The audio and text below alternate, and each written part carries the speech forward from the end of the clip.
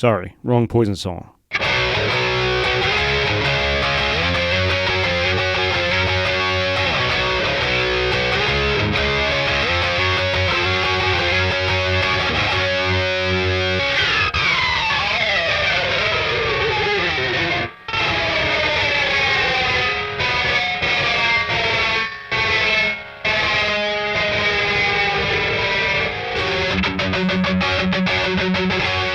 That has got to be the stupidest, longest pick slide in history.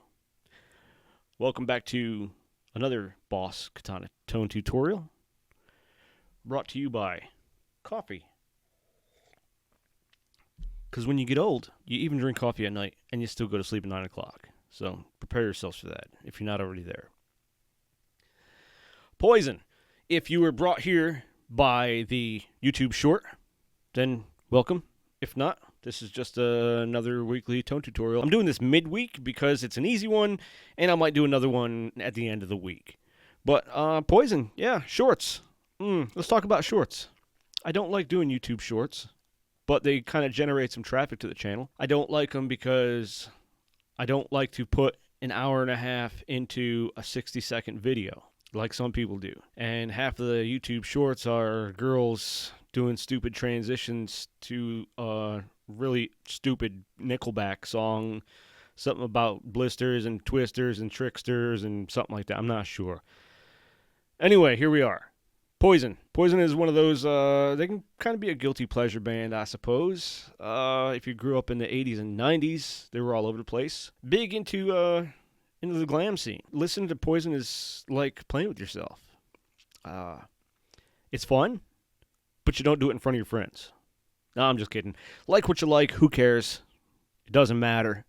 Good music's good music. And Poison is always fun to listen to and play. Whether it's Talk Dirty to Me, Unskinny Bop, Look What the Cat Dragged In, yada yada, so on and so forth. So this is actually a really easy one. There's not a whole lot to it. I put it together in like one night. So let's just start right off. I'm going to go up to my panel here, and I'm going to start it off by putting it in the crunch. And our chain is going to be chain 2, just because we're putting a mod in there before the effects. What we're going to be doing is we're going to have a compressor here and the chorus on the other side of it. So the compressor is before your amp usually, and mods and effects, or effects and delays and all that good stuff, are usually in your effects loop. So that's what this is here, okay? This is everything going into the amp equalizer, and then this is pretty much between the equalizer and the speaker is your loop. So here we are. I'm using the crunch, and I'm giving it some gain here, bringing it up to about 52, 50-ish. And let's talk about volume. Somebody had asked me about the volume. Why don't I just crank up the gain all the way and use the volume? The gain is the amp gain, as in like drive. It's the amp's drive, and then the volume is the amp's volume, and your master volume on your amp is the master volume. So with the volume, I always turn it up so it's loud enough for everybody to hear when I'm playing. And you're going to have to make your own adjustments when it comes to your amp and the master volume. So I'm going to put the amp up to the volume up to about 90, and I got my gain here just so the crunch, it adds enough crunch in there that you can hear it.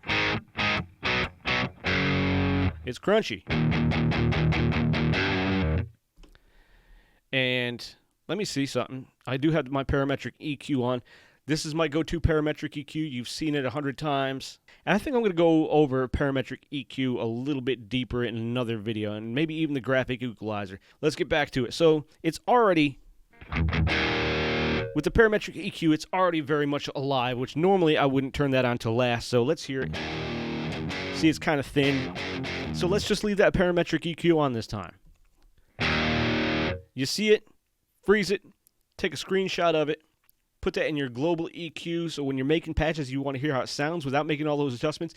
Put it in maybe the yellow of your global EQ so you can hear it, and if you like it, turn off the global EQ and drop it into your patch. So we got our Parametric EQ going. Amp EQ, I just bump up the bass and the mids and the highs a little bit more. The highs a little bit more. And I've got it on vintage, and presence is about 70. That's not a bad place to be in a lot of these 80s sounds. So let's hear how we're.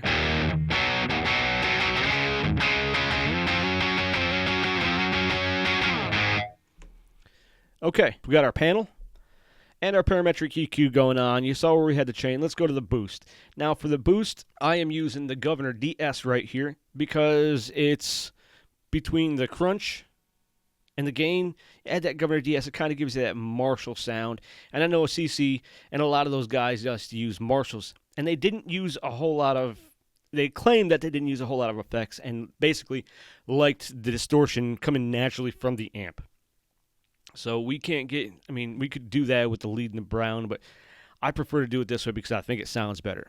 So we're going to add that Governor DS, and we're going to bump up that gain to about 59. And we'll leave the tone at 15 and the bottom at 8. And we'll leave this at 50, and we'll see how we're sounding now.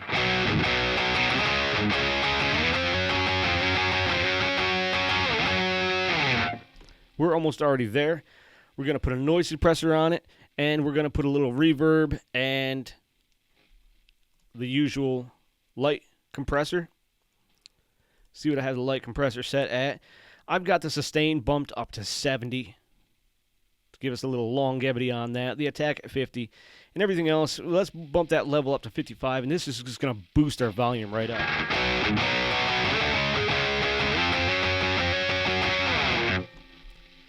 So we've got a compressor. Let's go over to our noise suppressor because we need to bump that one up quite a bit. I'm going to bump that one up to about 55 because we're getting a lot of feedback noise here, a lot of pickup noise. And some interference might be from the lights, might be from my computer monitors. So we got a noise suppressor. I know I'm all over the place on this one tonight. Let's go back to our mod. We got our compressor, our light compressor on, and now we are moving on to our effects. Now, I added a little chorus to this because I know a lot of bands layer their guitars in order to give it more body when it comes to recording. They play the same track over. They don't duplicate the track, but they play it again. They record it again. So they layer guitars. Sometimes you got people that do that a lot with vocals. Phil Labonte from All That Remains layers the heck out of his vocals on some of his recordings.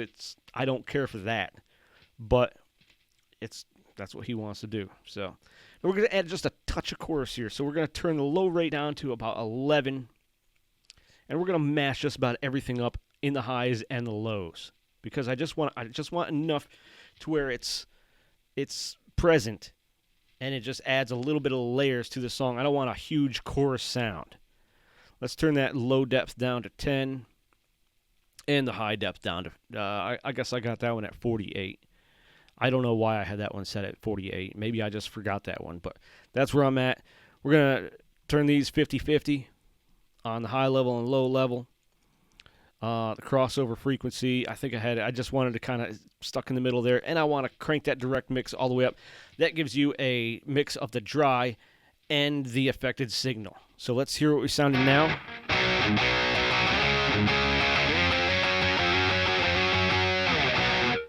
And with the chorus on.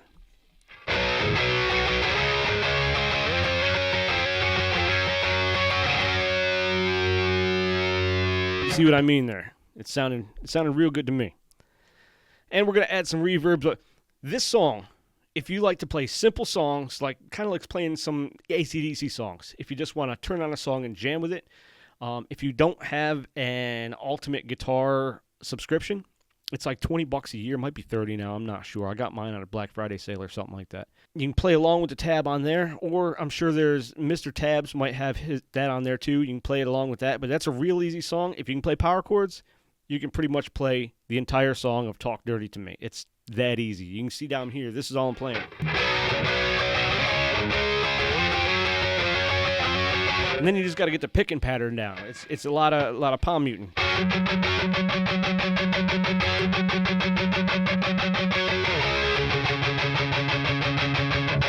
All right, let's add the reverb and let's wrap this up. We'll go over to the reverb here.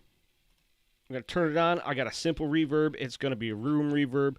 And 2.6, 101, 25 hertz, 315, 5. And let's get that, bump that level up to 20. I see a dog come in. What are you doing? This is my dog. Come on this side. Chase. Come here. Look at. This is Chase. He's a yellow lab, and he's a big pain in my butt, and he's always hungry. Are you going to say hi? I'm trying to get him to bark. He doesn't need to bark. He does enough barking on his own. So that's it. We got the reverb on there. Let's see what he sounds like.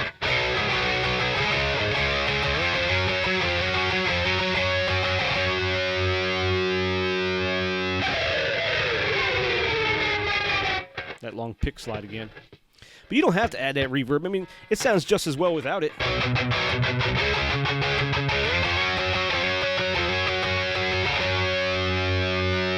That's going to do it.